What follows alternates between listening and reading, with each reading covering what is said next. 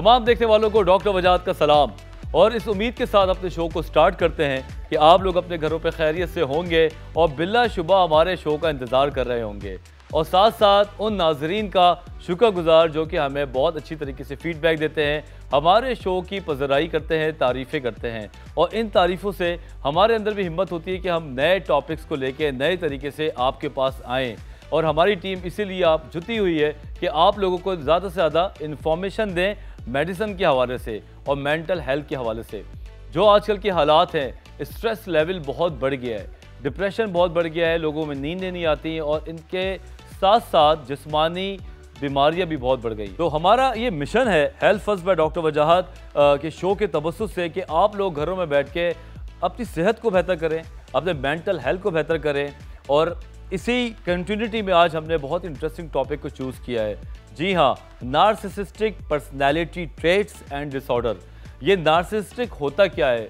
खुद पसंदी तो आपने सुनी होगी, बचपन से हमारे माँ बाप हमारे लड़कों को ख़ास तौर पर शहज़ादा कहते हैं। शहज़ादा है मेरा बच्चा तो ये कर देता है, और कभी कभी ज़रूरत से ज़्यादा भी तारीफ़ें करते हैं, उनके अंदर हवा भर देते हैं। और जब वो बच्चे जवान होते हैं और जब उनकी शादियाँ होती हैं तो वो जो एक नार्सिसिज्म है, वो जो खुद पसंदी है, वो इतना ज़्यादा ख़राब हो जाता है, इतना ज़्यादा बढ़ जाता है कि वो आखिरकार दूसरों के रिश्तों में या दूसरों की ज़िंदगी में खलल करने लगता है। तो आज हम यही बात करेंगे कि अगर कोई नार्सिसिस्ट हो, अगर वो खुद पसंदी में हो और इतना ज़्यादा हो कि सारी हदें क्रॉस कर जाएं, तो वो अपने लिए क्या नुकसानात करता है और साथ साथ जो उसके रिश्तेदार हैं, उसके लव्ड वन है, प्यारे हैं, बीवी है, शौहर है, उसकी ज़िंदगी में क्या असरअंदाज हो रहा होता है।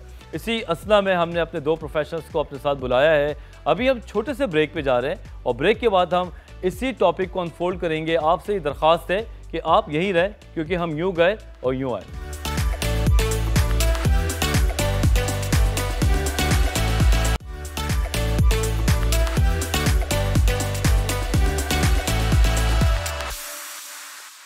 Welcome back after the break. आज हम बात करने जा रहे हैं बहुत ही इंटरेस्टिंग टॉपिक पे, जिसका नाम है नार्सिसिस्टिक पर्सनालिटी डिसऑर्डर, अपने फेवरेट सेगमेंट में मेंटल हेल्थ।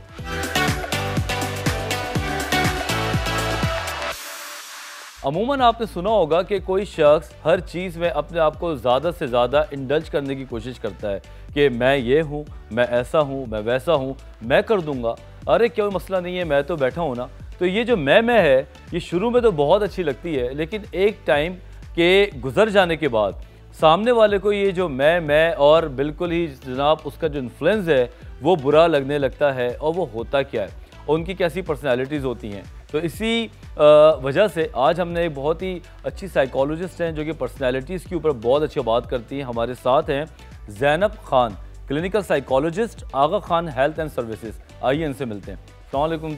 वालेकुम अस्सलाम। कैसी हैं ज़ैनब? आई एम गुड, अल्हम्दुलिल्लाह। और कैसा चल रहा है गर्मी में मौसम में, ये क्या हो रहा है? सब अच्छा है अल्हम्दुलिल्लाह, इट्स नाइस। जैसे कि आप जानती हैं कि आज की जो हमने टॉपिक चूज़ किया है वो है नार्सिसिस्टिक पर्सनालिटी डिसऑर्डर या ट्रेट्स। क्या कहना चाहती हैं कि लोग उल्टी सीधी ये टर्म्स कहीं के यूज़ तो कर रहे होते हैं, तुम नार्सिसिस्ट हो या तुम बहुत बड़े मैं हो। तो आज हमने सोचा इसको ज़रा अनफोल्ड करें कि नार्सिसिज्म होता क्या है। ओके, सो नार्सिसिज्म जिन लोगों ने बिल्कुल नहीं सुना उनके लिए पहले एक्सप्लेन कर दूं कि जिससे कुछ हम उर्दू में बोलते हैं ना कि खुद पसंदी का शिकार है। आम लोग ये बड़ा ये लफ्ज़ कि भाई फलाना बंदा बहुत खुद पसंद है, तो वो बेसिकली एक्सेसिव सेल्फ लव, यानी कि सेल्फ लव तो अच्छी चीज़ है, सबको अपने आप से प्यार होता है, बट वो ऐसा सेल्फ लव है जिसमें दूसरे लोग डैमेज होना शुरू हो जाए, क्योंकि अब आपको दूसरे की फीलिंग्स, उनके इमोशंस, उसकी केयर नहीं है और कोई गिल्ट की फीलिंग, कोई इस तरह की चीज़ भी नहीं है, लैक ऑफ सिंपैथी जिसे हम बोलते हैं। सो बेसिकली ये दो चीज़ें मिल करके नार्सिसिज्म बना रही है। अच्छा, कंफ्यूजन ये है कि हम जब भी किसी नार्सिसिस्ट के बारे में बात करते हैं तो हमें लगता है ये सिर्फ खुद पसंदी से जुड़ा हुआ है कि जैसे कि अगर वो अपने आप में बहुत ज़्यादा रहता है, हर जगह पे वो चाहता है कि मेरी ही ज़्यादा तारीफ़ें हों या वाह हो। लेकिन इसमें एक और एंड जो भी आपने बताया वो ये है कि उसमें एम्पैथी नहीं होती। इसको थोड़ा सा और बात करना चाहिए। जैसे सेल्फ एब्जॉर्प्शन है। अब देखिए आज अब हर किसी का अपना एक यूट्यूब चैनल है, हर किसी के इंस्टाग्राम पर फॉलोअर्स हैं, हर कोई सेलिब्रिटी है, तो क्या हर कोई नार्सिसिस्ट है? तो हर कोई नार्सिसिस्ट नहीं हो सकता। नार्सिसिज्म एक हद तक एक सर्वाइवल के लिए इम्पॉर्टेंट भी है। लाइक इंसान की एक अच्छी सेल्फ इस्टीम होनी चाहिए, उसके अपने बारे में अच्छी ओपिनियन होनी चाहिए। बट जो narcissistic high sense of self है और जो जेन्युइन सेंस ऑफ सेल्फ है, उसमें फ़र्क है कि नार्सिसिस्ट को हमेशा ऐसे लोग चाहिए होंगे जो कि उसको लाइक जो हमारे यहाँ बड़े टाइम यूज़ करते हैं, उसको रेस करें, सिर्फ उसके गुण गाए जाएं। तो वो प्रॉब्लमेटिक उस पार्ट पे हो जाते हैं जब उनके सेल्फ जो एब्जॉर्प्शन है उसमें वो दूसरों के नीड्स को एक्सपीरियंस करना, चाहे फिर वो पेरेंट हो, चाहे वो बॉस हो, तो उनको अपने कॉलीग्स का, अपनी टीम का, उनकी नीड्स का पता ना हो, सिर्फ वो अपनी इर्द गिर्द ही वो चलते रहें। लाइक उनकी प्रेज हो, एक्सेसिव प्रेज चाहिए होती है, they crave it like a drug. हर बात मेरी सुनी जाए, हर बात मेरी मानी जाए। यहाँ तक कि अगर हम खाने पे भी जा रहे हैं तो एक आदमी अपना मशवरा देगा, दूसरा देगा, लेकिन वही चाहेगा कि हर चीज़ें मेरी बात, मैं जहाँ चाहता हूँ वहाँ चलो। और अगर वो आप बात नहीं मानेंगे तो फिर चिढ़ते भी हैं, गुस्सा करते हैं। यस नार्सिसिस्टिक इंजरी बड़ी एक इंटरेस्टिंग टर्म है। और नार्सिसिस्टिक इंजरी ये होती है कि लाइक किसी भी चीज़ पे हर्ट हो सकता है, बिकॉज इनका जो सेंस ऑफ एंटाइटलमेंट वाला मसला है ना, they feel like the world owe to them, कि लोगों को चाहिए कि लाइक अगर उन्हें कह दिया तो बात सुन लेनी चाहिए, बिकॉज उनके अपने बारे में एक अच्छी ओपिनियन है, बहुत अच्छी ओपिनियन है, सेंस ऑफ स्पेशलनेस है। तो अगर मैं ऑर्डर प्लेस कर रहा हूँ या मैं बता रहा हूँ फलानी जगह जाना चाहिए, उसका मेन्यू अच्छा है, उसकी एम्बियंस अच्छी है, तो कैसे मेरी बात नहीं सुनी? So if it's not my way, तो उसका मतलब है कि people are not respecting me, तो उनका रिस्पेक्ट का बहुत मसला होता है। हर वक्त इनको वैल्यू फील कराए, इनको इम्पोर्टेंट फील कराए। शुरू में तो अच्छा लगता है जब नए रिलेशनशिप, बिकॉज चार्मर्स होते हैं नार्सिसिस्ट। बिल्कुल, ये बात भी है, चार्मर्स होता है, बहुत ही दिखने में बहुत ही चार्मफुल पर्सनालिटीज होती हैं इनकी, और अमूमन चाहते हैं कि जब मैं आऊँ, एंट्री हो हमारी या लोगों में बैठे हों, तो सब मुझे देखिए, मेरे बारे में बात करें। एग्जैक्टली और बड़े वेल कनेक्टेड होंगे, जैसे फलाने से मैं उसको भी जानता हूँ, because people are like mirrors for them. मतलब कि जैसे सिर्फ अपने स्टेचर के लोगों के साथ आप कंपेयर, मैं फलाने साहब, हाँ मैं उनको भी जानता हूँ, फलाना हो बड़े बड़े दोस्त हैं, फलाने सर्जन हो, वहाँ मैं बात कर लेना, मेरा नाम ले देना, हो जाएगा काम, जैसे आपने मेंशन किया अभी, बड़े वेल कनेक्टेड। बिकॉज यही होता है कि लाइक दूसरे को इम्प्रेस करना। अच्छा भाई, इम्प्रेस करना। अब यहाँ पे एक सवाल बनता है, वो ये कि जब मैं एज अ डॉक्टर किसी पेशेंट को कोई भी बात करता हूँ तो मैं कहता हूँ कि आप अपने आप से प्यार करें, अपना ख्याल करें, अपने कपड़े पे अपने आप को आपको नज़र आना चाहिए कि आपको अपने आप से प्यार है। फिर हम कहते हैं कि नार्सिसिस्टिक जो है वो अपने आप से प्यार करता है तो नार्सिसिज्म का शिकार हो जाता है। हाँ। ये कहाँ पे फ़र्क आता है? ट्रेट्स हो और पर्सनैलिटी डिसऑर्डर हो, इन दोनों में कोई फ़र्क है? बिल्कुल है, बिकॉज जैसे आपने कहा ना कि एक होता है कि जेन्युइन सेल्फ लव, कि आप अच्छा लग रहा है, अपने आपको ग्रूम कर रहे हैं, आपके हाई एम्बिशंस होने चाहिए, इसमें कोई अर्ज नहीं है, आपके बिग ड्रीम्स होनी चाहिए। बट नार्सिसिस्टिक पर्सनैलिटी का एलिमेंट क्या है कि जिसमें आपके रिलेशनशिप में स्टेबिलिटी क्यों नहीं है, आपके रिलेशनशिप स्टेबल नहीं है, आप कॉन्स्टेंटली स्ट्रगल कर रहे हैं रिलेशनशिप में, people are not happy with you, चाहे स्पाउसेस हैं, कॉलीग्स हैं, और आपको फिर अगर लोग आपको वैसा ट्रीटमेंट नहीं दे रहे जैसे आप चाह रहे हैं, तो फिर आपको रेज, नार्सिसिस्टिक रेज एक्सपीरियंस करते हैं, जो कि एक हल्की फुल्की एक लाइक एक्सेसिव सेल्फ लव का, थोड़ा किसी को है कि थोड़ा सेल्फ लव ज़्यादा है उसका, तो उसको इतना नहीं होगा। तो जब पर्सनैलिटी डिसऑर्डर आता है ना, उसमें क्योंकि ये स्पेक्ट्रम है, यानी कि हम सबको अपने आप से प्यार हो सकता है, लेकिन इसका एक पैथोलॉजिकल एंड है, इसका एक बीमारी वाला एंड है, जिसमें अगर मुझे फॉर एग्जांपल मैं बॉस हूँ और मेरी टीम को मैंने एक अनरियलिस्टिक स्टैंडर्ड सेट कर दिया है, बिकॉज मुझे अपने सीईओ को बताना है कि how good manager I am, तो अगर मैं चाह रहा हूँ मेरी जो कॉलीग्स हैं वो रात के 12 बजे तक शिफ्ट काम करें, दिस इज़ अनरियलिस्टिक। उनकी फैमिलीज है, कैसे कर सकते, और जब वो ना माने तो मैं उनको थ्रेटन करूँ, तो मैं रेज का वो जो आप सुनते हैं ना, बॉस का मूड बहुत ख़राब है, तो एक कॉन्सेंट एक स्पेक्ट्रम पे हो कि जो लोग आपसे डरें, तो इसका मतलब है, और फिर वो एक रिलेशनशिप में नहीं, फिर बहुत सारे रिलेशनशिप्स में, स्पाउसेस को डिपेंडेंट रिलेशनशिप्स में यूजुअली होते हैं, डर रहे हैं अबू आ जाएंगे, नाराज़ हो जाएंगे, गुस्सा करेंगे, मदर इन लॉज, बहुत हमारे कल्चर्स में ये चीज़ें हैं। क्या बात है, इन्होंने तो पहले ही सेगमेंट में सबको छेड़ दिया बॉस, हस्बैंड और बेगमात। अभी हम बात करेंगे ब्रेक के बाद कि अगर कोई नार्सिसिस्टिक मर्द हो तो वो कैसा होगा, और अगर कोई नार्सिसिस्टिक खातून हो तो कैसी होंगी, और उनके साथ कैसे डील किया जाए। तो आप लोग यहीं रहिएगा, हम छोटे से ब्रेक के बाद वापस आ रहे हैं।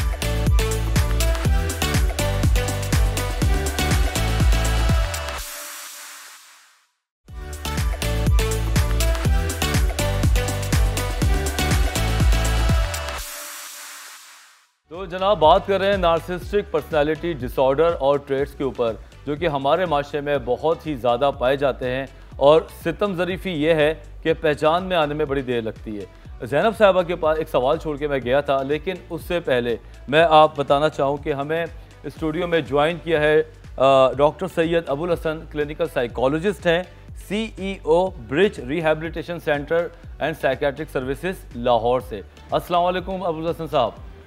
जी वालेकुम सलाम, कैसे हैं आप? मैं बिल्कुल ठीक हूँ, आप बताएं आप कैसे हैं और कैसा अल्लाह का शुक्र है, खैरियत है। मौसम लाहौर का कैसा चल रहा है आज? काफ़ी गर्मी है, जुलाई चढ़ गया और बता रहा है कि जुलाई आ गया। जुलाई आ गया है और उसके साथ हमारे जनाब गुस्से पे भी हमें काबू करना पड़ेगा। डेफिनेटली। अच्छा अबुल हसन, अभी इससे पहले ज़ैनब से एक सवाल किया था, तो हम पहले सवाल की तरफ जाते हैं, फिर मज़ीद आपसे बात भी करेंगे कि एक नार्सिसिस्ट मर्द है या एक औरत है, इन दोनों में क्या कैरेक्टरिस्टिक्स होंगे जो आपको नज़र आ जाते हैं कि इसमें या नार्सिसिज्म है? पहले हम मर्द के बारे में बात करेंगे। ओके, नार्सिसिज्म मर्द तो स्पॉट करना इसलिए मुश्किल नहीं है बिकॉज स्टैटिस्टिकली मर्दों में ज़्यादा होता है अक्रॉस द ग्लोब, और वही ज़्यादातर ग्रैंडियोस टाइप के, ज़्यादा ग्रैंडियोस टाइप के, और जिसमें यानी कि बहुत ज़्यादा स्पेशल अपने बारे में जो कॉन्टैक्ट्स का बहुत ज़्यादा बताना, अपनी स्पेशलनेस का, बहुत इंटाइटल्ड फील कराना, यानी कि घर आएँ तो सब लोग अलाइंड हो जाए, सब एक खिदमत वाला एक एलिमेंट हो कि सब सर्व करें आपको कॉन्स्टेंटली। सो वो एक फैमिली और डोमेस्टिक, उसमें तो इस तरह से आपको एक स्पॉट हो जाएंगे ईजीली। बट इन वुमेन, क्योंकि कल्चरली अगर हम अपने कल्चर की बात करें तो इतना आपको ये वाली ट्रेड्स इतनी इनकरेज नहीं होंगी कल्चरली, कोई बहुत ज़्यादा अपनी तारीफ़ें आप ना सर से करें। लेकिन ख़वातीन में फिर एक और एंड आपको मिलेगा, जिससे कुछ लोगों को आपने बहुत सुना होगा कि मेरी ब्यूटी की बहुत ज़्यादा, फलाना भी बहुत तारीफ़ करना, हर कोई मुझसे पूछा तुम्हारी स्किन का क्या है, मतलब a lot of people talk about it, लेकिन बहुत ब्यूटी ऑब्सेस्ड होना, लुक्स ऑब्सेस्ड होना, और उसी को फिर वही सारी सेल्फ इस्टीम का उनका वो एक बेस्ड होता है, और फिर बच्चे उसको बहुत ज़्यादा एक्सपीरियंस करते हैं उसके अंदर। और ये पेनफुल होता है दूसरों के लिए? Of course it is, because जब आप दूसरे के नीड्स सफ़र कर रहे हैं, दूसरे के नीड्स एक्चुअली, अगर नार्सिसिस्टिक मदर्स के हम जैसे फॉर एग्जांपल बात करें, उनके अक्सर बच्चे भी आगे जाके एडिक्शन या इस तरह की चीज़ों की तरफ या साइकोलॉजिकल ट्रॉमास को सफ़र करते हैं, क्योंकि पेरेंट्स इमोशनली अनअवेलेबल होता है, क्योंकि पेरेंट इतना सेल्फ ऑब्सेस्ड है अपने आप से कि वो उसकी ग्रोथ में कोई पार्ट ही नहीं प्ले कर पा रहे हैं, बल्कि वो ब्लेम होते कि तुम्हारी वजह से मैं ये नहीं कर पाई या वो नहीं कर पाई, या तुम्हारी वजह से मैंने इतने सेक्रीफाइसेस किया, मैं ग्रोथ नहीं कर पाई। आई सी। देखिए, आप अगर मदर को नार्सिसिस्ट हो तो उसने बच्चा कितना सफ़र करता है। अब हम आते हैं अबुल हसन की तरफ। अबुल हसन, एक शादी होती है और उसमें एक कपल में एक आदमी और एक औरत का एक बराबरी का साथ स्टार्ट होता है, लेकिन कुछ अर्से के बाद पता चलता है कि आदमी जो है वो मैं से आगे नहीं आ रहा और अपनी तमाम चीज़ों में बहुत ज़्यादा इंडल्ज है और अपनी बीवी को वो इग्नोर कर रहा है। तकलीफ़ें स्टार्ट होती हैं। तो ये कहानी कैसे शुरू होती है अगर कोई हस्बैंड नार्सिसिस्ट होता है तो? देखिए, नार्सिसिस्टिक पर्सनालिटी डिसऑर्डर या ट्रेट्स का होना सोसाइटी में कॉमन है। थोड़ा मीडिया इस चीज़ को लेकर बहुत आगे बढ़ता है। अच्छा, जब शादी शुरू होती है, शादी से पहले अगर आप किसी तरह के रिलेशनशिप में हैं, बातचीत में हैं, फ्रेंड्स हैं, या आपकी कोई मंगनी चल रही है, तो उसमें तो ये सारी चीज़ें बड़ी अच्छी लगती हैं। उसमें मैं भी अच्छा लगता है, उसमें ग्रैंडियोसिटी भी अच्छी लगती है, उसमें सेल्फ प्रेजिंग भी अच्छी लगती है, उसमें सारी चीज़ें बड़ी अच्छी और बड़ा एक फैंटेसाइज किस्म का जो है एनवायरनमेंट चल रहा होता है। लेकिन जब शादी के बाद हम रियलिटी में आते हैं तो रियलिटी में आके चीज़ें बदल जाती हैं, क्योंकि वहाँ पर आपको चीज़ें लेकर चलनी है और जो रियलिटी की डिमांड्स हैं वो डिफरेंट होती हैं, क्योंकि आपने सारा दिन हर चीज़ को मेंटेन करना होता है। तो उसमें अगर एक मर्द नार्सिसिस्टिक है या ख़ातून के अंदर मसला है तो फिर आगे बढ़ना बड़ा डिफ़िकल्ट हो जाता है। सबसे पहले हमें उसमें आइडेंटिफाई करने की ज़रूरत होगी कि अगर शौहर नार्सिसिस्टिक है या बेगम के साथ ये मसला है तो दूसरे स्पाउस को आइडेंटिफाई करना है। आइडेंटिफाई करके हम इस चीज़ को अच्छे तरीके से मैनेज कर सकते हैं। आप देखिए, जितनी भी न्यूरोटिक्स जो है डिसऑर्डर्स हैं उनको बातचीत के ज़रिए बेहतर तरीके से हैंडल किया जा सकता है। काउंसलिंग सबसे बेहतर रोल प्ले करती है।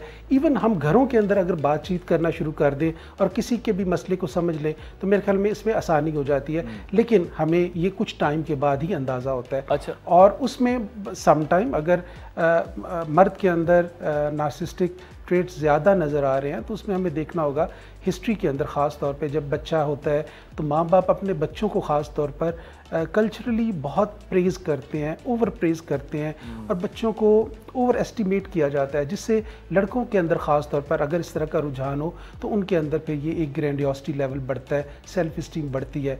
लेकिन जो इसमें ख़तरनाक चीज़ होती है कि उसमें एम्पैथी जो है वो कम हो जाती है। आप दूसरे से हमदर्दी नहीं करते और अपने आप को एग्जाम्पल देखिए, अगर अबुल हसन आप समझाओ कि लैक ऑफ एम्पैथी किसी भी रिलेशनशिप में कम हो तो कैसा नज़र आएगा, कुछ एग्जाम्पल दे सकते हैं?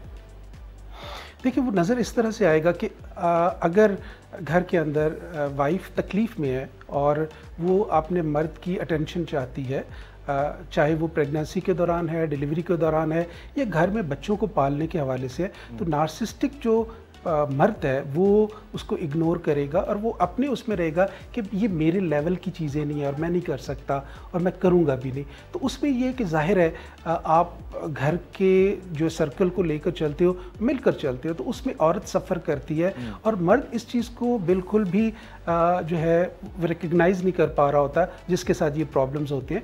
तो उसमें फिर ख़ातून को ये चीज़ समझना होगी कि इसके साथ कोई मसला है। देखिए हम अमूमन जो है आप देखिए सोसाइटी के अंदर सेल्फ इस्टीम, सेल्फ प्रेज और ये चीज़ें आप देखिए सोशल मीडिया की वजह से, मीडिया की वजह से बहुत ज़्यादा कॉमन होती चली जा रही हैं। तो उसमें सबसे पहले आइडेंटिफाई करना है, आइडेंटिफाई हो जाए चीज़ें तो मेरे ख्याल में उसको आसानी से हैंडल किया जा सकता है। अदरवाइज़ तो आपकी आपस में लड़ाई, कॉन्फ्लिक्ट्स बढ़ते चलते हैं। और फिर नार्सिसिस्टिक जो मर्द है उसके अंदर अभी जो लेटेस्ट रिसर्चेज हैं, एग्रेशन बहुत ज़्यादा है, फिज़िकल अब्यूज़ बहुत ज़्यादा है। अच्छा, उसमें वो फिर ज़ाहिर है अपने स्पाउस के साथ फिज़िकली भी हो सकता है, मिसबिहेव कर सकता है, अब्यूसिव हो सकता है, मार सकता है और इस तरह से, और उसको इस हवाले से कोई तकलीफ़ भी नहीं होगी क्योंकि वो अपनी एक सेल्फ प्रेज में, अपनी ग्रैंडियोसिटी में रहता है और उसको दूसरों का दुख तकलीफ नज़र नहीं आ रहा होता। बिल्कुल, वर्ड्स तो हम हमेशा यूज़ करते ही रहते हैं, तुम डिप्रेशन में हो, तुम एंजाइटी में हो, तुम नार्सिसिस्ट हो, लेकिन हमें थोड़ा सा इसके बारे में पता होना चाहिए क्योंकि हमें नहीं पता होता कि शादी करके किसकी ज़िंदगी हमारे साथ स्टार्ट होगी। और अगर वो नार्सिसिस्ट हो, वो अगर शुरू के 6-7 महीने में आइडेंटिफाई हो जाए तो बहुत सारी चीज़ें ठीक होने की तरफ चली जाती हैं। लेकिन अगर आपने उसके और बिहेवियर्स को लेना शुरू कर दिया तो वो एक ऐसी इनेबलिंग का सिलसिला स्टार्ट हो जाता है कि सामने वाला अपने रवैये को मजबूत करता जाता है और आप एक कदम पीछे होते जाते हैं। इस टॉपिक पे हम मज़ीद बात करेंगे, कुछ सवालात आपके भी हैं। हम छोटे से ब्रेक के बाद वापस आ रहे हैं।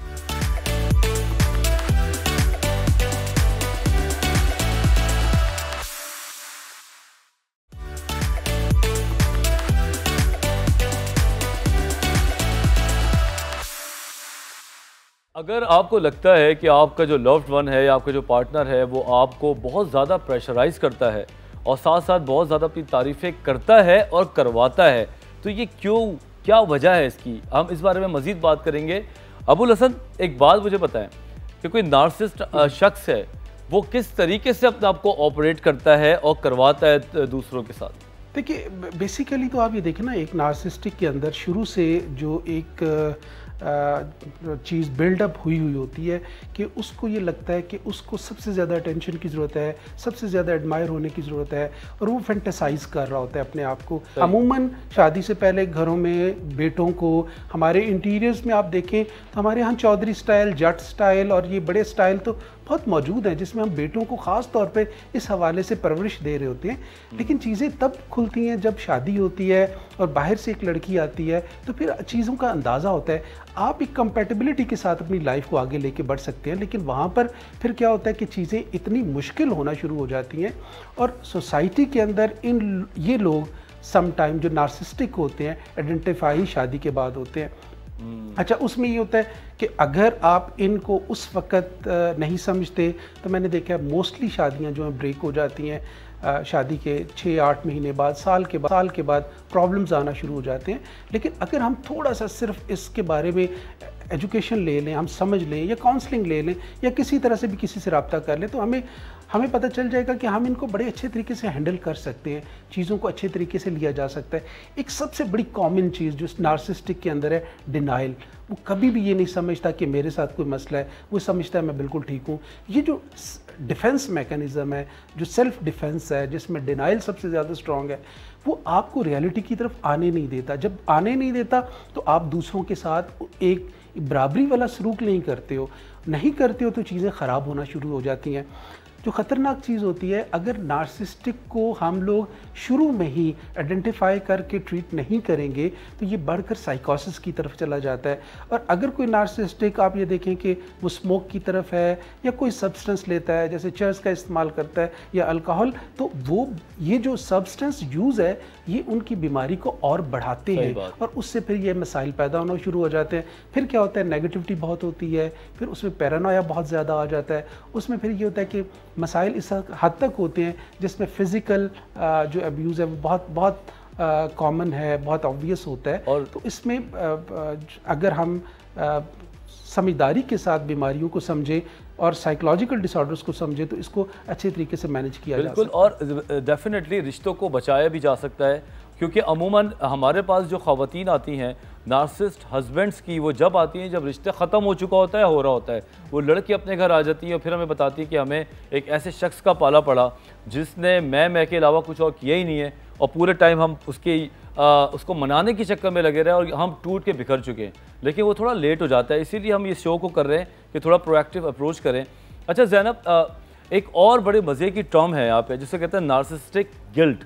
ये क्या होता है, किस तरीके से नार्सिसिस्ट आदमी जो है वो अपने लव्ड वन को गिल्ट देता है, बहुत इंपॉर्टेंट है। ओके, सो नार्सिसिस्टिक गिल्ट ये है कि जैसे नार्सिसिस्ट है आपको हमेशा ये मैसेज देगा कि आप जो है ना नार्सिसिस्ट को फेल कर रहे हैं, लाइक आपको और करना चाहिए उनके लिए, as a wife, as a mother, as a parent, as a boss. आप उनकी एक्सपेक्टेशंस पे नहीं पूरा उतर रहे, तो वो कॉन्स्टेंट आप में गिल्ट इंड्यूस करते हैं, स्पेशली वन जब उनसे ज़्यादती हो रही होती है और वो उस चीज़ को कवर करना चाहते हैं, उसलिए वो ब्लेम शिफ्ट करते हैं ताकि इससे पहले कि आप उन्हें क्वेश्चन करें और आप उन्हें बोलें कि आप मेरे साथ ज़्यादती कर रहे हैं, आप ठीक नहीं कर रहे हैं, तो वो आप में गिल्ट इंड्यूस करेगा कि आप कंप्लेन ही क्यों कर रहे हैं, और एक विक्टिम माइंडसेट में रहेंगे, हमेशा विक्टिमाइज फील करेंगे। अब हम जैसे आपने जिक्र किया कि वो शादियाँ ख़त्म हो जाती है, रिलेशनशिप्स ख़त्म हो जाती है, इतना डैमेज हो चुका था, उसके बाद लोग आ रहे हो। आपको मैं एक मज़े की बात बताऊँ कि इट्स वेरी सैड कि बहुत सारे जो नार्सिसिस्टिक पर्सनैलिटी इशूज़ के साथ जो लोग होते हैं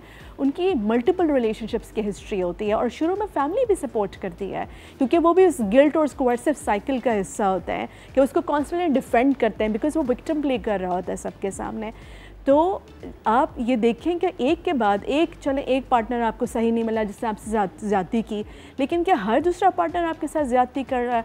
तो कहीं ना कहीं एक पॉइंट आता है जब इंसान अपने आप को क्वेश्चन करने लगता है और अपने आप पे रिफ्लेक्ट करने लगता है, तो वो अगर वो गिल्ट वाला साइकिल ब्रेक हो और आप अपने आप को क्वेश्चन करने लगे तो वहाँ से चीज़ें बेहतर होना शुरू हो जाती हैं ऑन बोथ एंड्स। रिलेशनशिप भी सेफ हो जाती है और आपकी अपनी भी पर्सनैलिटी में एक हीलिंग प्रोसेस स्टार्ट हो जाता है। जो गिल्ट है, अगर इस गिल्ट को हम शुरू में ही पकड़ लें तो रिश्ता भी बचेगा और थोड़ा सा हमें असर्टिवनेस की थ्रू उसको काबू करने का मौका मिलेगा। कुछ वर्ड्स हैं, बीच में मैं बात कर रहा हूँ लेकिन ब्रेक के बाद मजीद बात करेंगे, जैसे कि तुमसे तो ये नहीं हो सकता, तुम किसी काम के नहीं हो, तुम तो बेकार हो, तुम्हारी वजह से मैं लेट हुआ हूँ, तुम्हारी वजह से मेरा ये नुकसान हुआ है, अगर तुम नहीं होते तो ये नहीं होता। वो तमाम चीज़ें जो हमारे अपने फेलियर्स हम दूसरे पे लाद देते हैं और अपने आप को वहाँ से जनाब बचा लेते हैं, तो ये भी नार्सिसिज्म की कोई निशानी है। मज़ीद हम बात करेंगे कुछ इंपॉर्टेंट चीज़ों में और आपके इंस्टाग्राम के मैसेजेस पे एक छोटे से ब्रेक के बाद।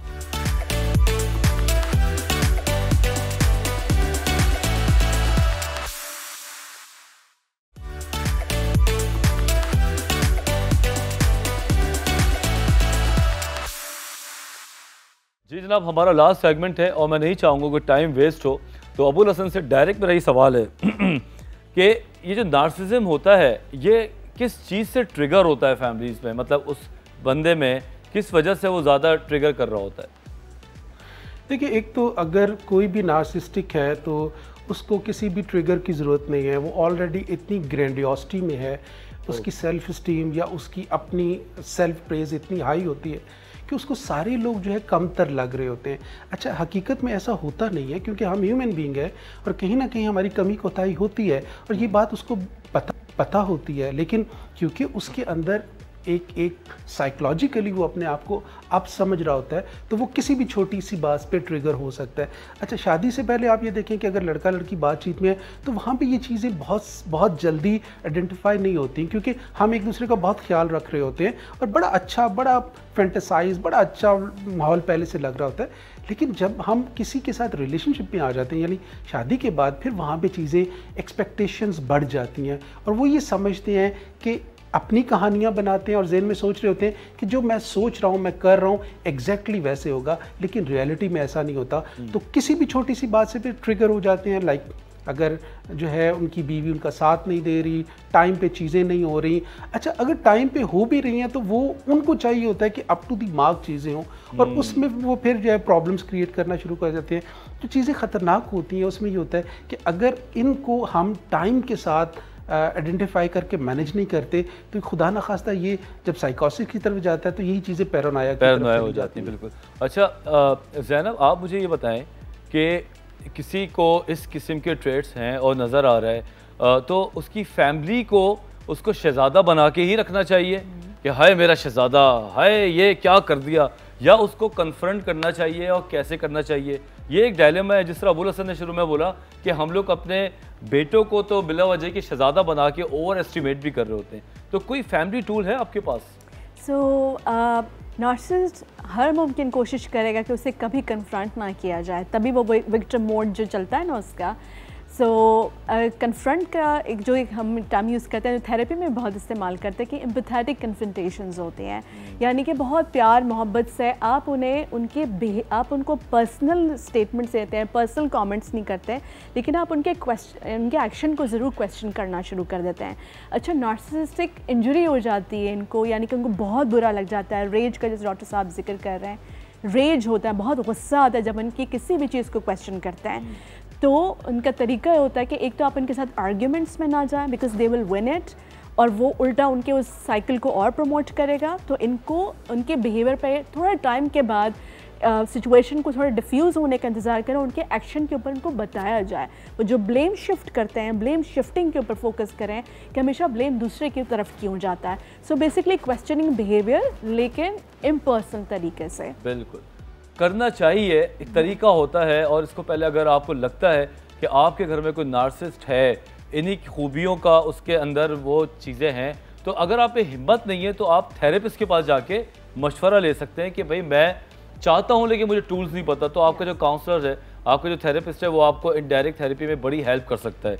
अब अबुल हसन, बात ट्रीटमेंट की आ रही है तो मैं आपसे सबसे इंपॉर्टेंट सवाल करूंगा, क्योंकि ये सवाल हमारे पास भी ख़वातीन आगे पूछती हैं कि नार्सिसिस्ट आदमी प्रॉपर तरीके से हील हो सकता है, इसके साथ शादी रखी जाए या हम रहें, या तो फिर ये काम नहीं चलेगा आगे? नहीं, ऐसा नहीं है। किसी भी लाइफ के अंदर प्रॉब्लम्स आना शुरू हो जाते हैं तो ऐसा नहीं होता कि हम शादी को ख़त्म कर दें। उसमें यह है कि जो स्पाउस है, चाहे वो लड़की है या लड़का है, अगर वो ये समझते हैं, इस मसले को समझते हैं, तो उसमें चीज़ें बेहतर हो जाती हैं। अच्छा, इसमें अब हीलिंग में या ट्रीटमेंट में सबसे ज़्यादा ज़रूरी है कि हम उनको एक्सेप्ट करें। फ़र्स्ट ऑफ़ ऑल, जब हम उनको एक्सेप्ट करते हैं तो फिर हम बाउंड्रीज सेट करना शुरू कर देते हैं। अब इसमें दोनों के एक लेवल पे आने की ज़रूरत होती है। तो ज़्यादा एफ़र्ट जो है, क्योंकि दूसरे स्पाउस को करनी है तो मसला है, तो उसमें सिर्फ ये चेक करना है कि अगर आपका नार्सिसिस्टिक स्पाउस जो है वो कोई किसी तरह का स्मोक करता है या किसी तरह की किसी ड्रग में है या अल्कोहल लेता है, तो फिर ट्रीटमेंट ज़रा फ़र्क तरीके से होगा, उसमें मेडिकेशन की भी ज़रूरत होगी। और फिर डायग्नोज कर लें कि अगर उसके ट्रेट्स जो हैं वो कहीं साइकोसिस की तरफ जा रहे हैं तो वहाँ पे भी मेडिसिन की ज़रूरत होगी। लेकिन अगर कोई नार्सिसिस्टिक पर्सनैलिटी डिसऑर्डर न्यूरोसिस में आता है तो हम उसको काउंसलिंग के साथ ठीक कर सकते हैं। अच्छा, उसमें थोड़ा सा स्पाउस को हेल्प की ज़रूरत होगी, वो किसी भी काउंसलर से बात कर लें। हम लोग जो है अब तो क्लिनिकल साइकोलॉजी में, काउंसलिंग में बहुत फॉरवर्ड चीज़ें हो गई हैं। आप ऑनलाइन सेशंस ले सकते हैं, हेल्प ले सकते हैं, तो उसमें 1-2 सेशंस भी आपको मदद कर सकते हैं आइडेंटिफाई करने में, डायग्नोज करने में और ट्रीट करने में, और ये बहुत आसानी के साथ चीज़ों को मैनेज किया जा सकता है। बिल्कुल, थैंक यू अबुल हसन। बहुत बहुत शुक्रिया अबुल हसन, आपने हमें लाहौर से ज्वाइन किया, ब्रिज रिहेबिलिटेशन सेंटर से, जहाँ पे आप बेहतरीन तरीके से काम कर रहे हैं और इंशाअल्लाह ताला आगे भी लोगों की इसी तरह मदद करेंगे। ज़ैनब, आपका बहुत शुक्रिया, आप आई और हमें पर्सनैलिटीज़ के हवाले से बहुत ज़्यादा बातें बताई। दोनों मास्टर्स की बातें सुनने के बाद और अपना थोड़ा सा तजुर्बा अगर मैं इसमें इंडल्ज करूं तो मुझे जो पॉइंट मिलता है वो ये मिलता है कि बड़ी फ़ाइन लाइन है ख़ुद पसंदी में और नार्सिसिस्ट होने में। हम अमूमन लोगों को ये कहते हैं कि तुम अपने आप से प्यार करो, अपने आप में जियो, दूसरे की परवाह ना करो और अपनी ज़िंदगी को खूबसूरत बनाओ, और इसको बनाने में हम बड़ी मेहनत करते हैं उसको कि वो अपने अंदर अपनी चीज़ों को निकाले। लेकिन ये चीज़ जो नार्सिसिस्ट में होती है वो सिर्फ ये नहीं होती कि वो ख़ुद पसंदी में ही फंसा रहता है।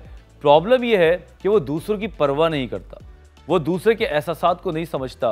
वो जब मिरर के आगे खड़ा होता है तो वो सिर्फ मिरर में अपने आप को देखता है, वो अपनी बीवी को या अपने लव्ड वन को देखना गवारा भी नहीं करता कि तुम कैसी लग रही हो। वो अपनी तारीफ़ें कराएगा, जैसे कपड़े हैं, जैसे बाल हैं, और ये तमाम चीज़ों को वो ख़ुद पसंदी में ले जाएगा। जब उसकी एम्पैथी ख़त्म होती है तो फिर दूसरा आदमी जो है ना वो टूटना शुरू हो जाता है कि यार मैं भी तो हूँ, मेरी ज़िंदगी में एग्जिस्टेंस ही है क्या, शादी करके मैं भी आई थी। तो आई थिंक आज हमने इस बात को अनफोल्ड किया कि नार्सिसिस्टिक होता क्या है। और जनाब, इसके साथ आप लोगों का मैं शुक्रिया अदा करता हूँ जो हमारे शो को देखते हैं और ख़ास तौर पे जो टॉपिक्स हैं ये हमें सजेस्ट करते हैं। इसी तरह हम सारे टॉपिक्स को आपके लिए लेकर आएंगे। और अब जाने का टाइम हो गया है, तो इंशाअल्लाह अगले संडे रात को 11 बजे डॉन पे दोबारा हाजिर होंगे। अब डॉक्टर वजाहत और उसकी टीम को अल्लाह हाफ़िज़।